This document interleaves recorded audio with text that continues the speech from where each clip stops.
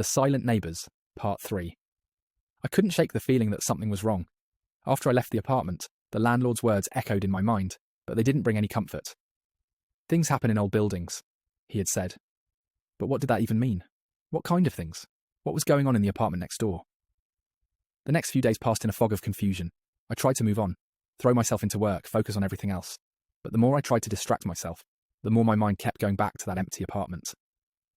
I couldn't ignore it. I knew something had happened in that apartment. Something terrible. I started doing a bit of research. The building was old, yes, but it had a history, like any old structure. There was an online real estate forum where people talked about old buildings in the neighbourhood. There was some talk about its age and how it had been renovated multiple times over the years. Nothing about any deaths or crimes, just general complaints about plumbing issues and noise. But then, I found a single comment buried deep in the thread. They don't tell you the truth about the tenants before you move in. People disappear. Sometimes they come back. That was it. No further explanation. The comment had no name or date, just an anonymous reply. But it chilled me to the bone. I sat there staring at the screen, my fingers hovering over the keyboard. I knew I had to do something, but I didn't know what.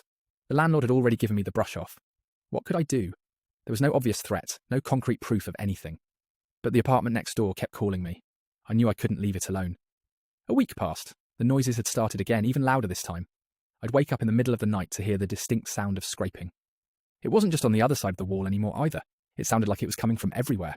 The whole building felt like it was shifting, creaking under the weight of something ancient and heavy. It was the third night in a row when I heard the scraping again, louder than ever. But this time, there was something else. A soft, rhythmic tapping that followed the scraping. I couldn't take it anymore. I grabbed my flashlight and went back to the landlord's office. But when I reached his door, I noticed something odd. The door was slightly ajar. I knocked softly, but there was no answer. I pushed the door open. The landlord was sitting at his desk facing the window. It was a strange sight. His back was to me, and he was staring out into the empty street below. "Hey," I said cautiously. "I need to talk to you about..."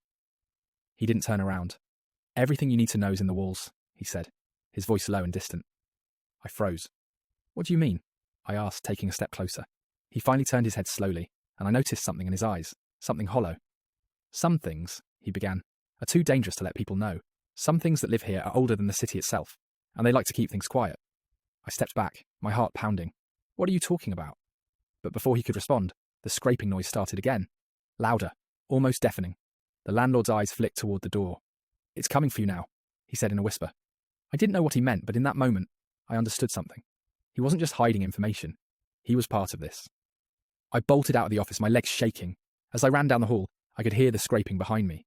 When I reached my apartment, I slammed the door behind me and locked it. I was terrified. My mind raced with all the things I'd learned, or felt. The things I had ignored before, convinced it was all just my imagination. But now I knew I wasn't alone.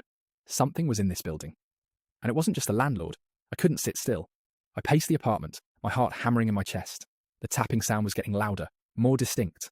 I had to know what was happening, what had been going on in this building for years. I couldn't wait any longer. I grabbed a flashlight and went back to the hallway. But when I reached the door to the neighbouring apartment, it was different. The light under the door was no longer soft. It was harsh, blinding, and the air around it was heavy, almost suffocating. I couldn't see the outline of the door anymore. The light was so intense. I raised my hand to knock, but before I could make contact, the door slowly began to open on its own. Follow for more stories coming soon.